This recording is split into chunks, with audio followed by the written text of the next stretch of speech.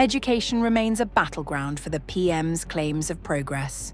He dismisses calls for a ban on mobile phones in schools, arguing that most schools already ban them and that the real issue is the content children access online. Meanwhile, opponents remind us that evidence shows that schools which enforce a complete phone ban achieve better academic and disciplinary outcomes. Even more troubling is his failure to address why the previous government's behaviour programme, which had demonstrably improved school standards, was scrapped. Instead of engaging with the real challenges facing our children's education, his responses come off as dismissive and out of touch.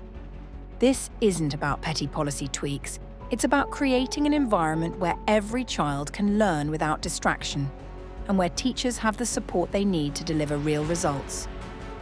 See the contentious exchange where the PM is questioned on the need for a mobile phone ban in schools versus his claim that it's unnecessary.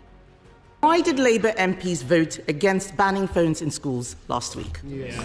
Prime Minister. Because it's completely unnecessary. I've got teenage children. Almost every school bans phones in school. They do it already. We need to concentrate on what's really important here, which is getting to the content that children shouldn't be accessing. That's where I would genuinely like to work across the House, because I think there's a huge amount of work to do. But the battle is not with schools that are already banning phones in school. The battle, and this is an important emerging battle, is to work together to ensure that we can ensure that the content that children are accessing, wherever they are, is suitable for their age. Then, listen as critics highlight the loss of proven discipline programmes and ask why his government isn't doing more to improve educational outcomes. Mr. Speaker, we can look at the content, but if the ban is unnecessary, then why is it that they've started a review? Just last week, his Education Secretary called a ban a bit gimmick, yet teachers and head teachers say the evidence already shows that schools that ban phones get better results. And he's wrong. Not all schools do this. Only 1 in 10 schools are smartphone-free. So will he U-turn on this? We need to ensure that all schools do this, but the vast majority do. It is really important that we focus on the battle we have to have with mobile phones, which is the content that children are able to access. And we need to ensure that that is controlled wherever they are. So it's a question of having the right battle on the right issue, not wasting time on something where almost all schools are already banning mobile phones.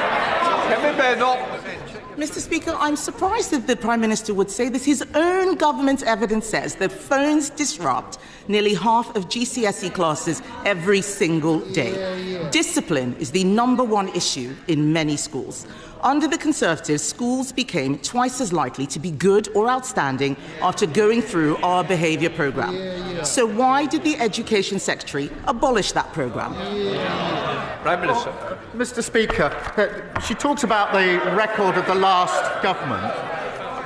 Under their watch, a third of children started school without appropriate level development, and that is not being able to use a knife and fork. A quarter left primary school without the required standard of reading, writing and maths, and 1 in 5 was regularly absent. That's why we're pushing up standards, more information from Ofsted, transparency for parents, more interventions where schools need it.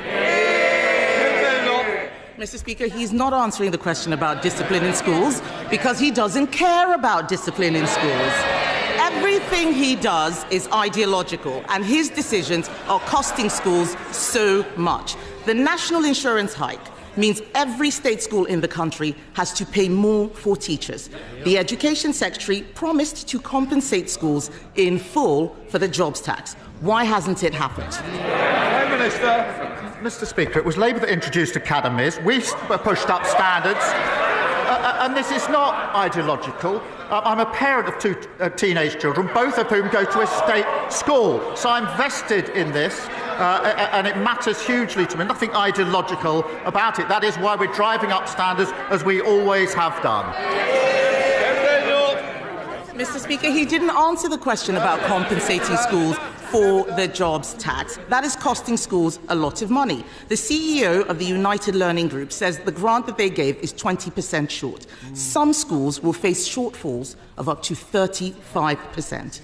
Can he guarantee that no teacher will lose their job as a result of his jobs tax? Mr. Speaker, it was this government at the budget that put a record amount into our schools, just as we put a record amount into our NHS and into our public services. We were utterly failed under the last government. But yet again, she wants all the benefits, the NHS, but she can't say how she's going to pay for it. That's what got us into the mess in the first place. Mr. Speaker, the whole House will have heard that he could not guarantee that teachers' jobs are safe. Not only is he taxing schools, he's also lowering standards. He talks about our record. I'll tell him what our record was. Under the Conservatives, English schools shot up the international league tables, while schools in Labour-run Wales, standards fell. Academy freedoms led to the biggest improvement of standards in a generation, but the Education Secretary is attacking them with her reforms. Can the Prime Minister point to any evidence at all, that these discredited academy reforms will improve school standards? Prime Minister. Yes, take the example of schools going into academies. The vast majority of schools are already academies. Therefore, we need to think again about what we do about failing schools that are already academies. We need to go on to the next chapter.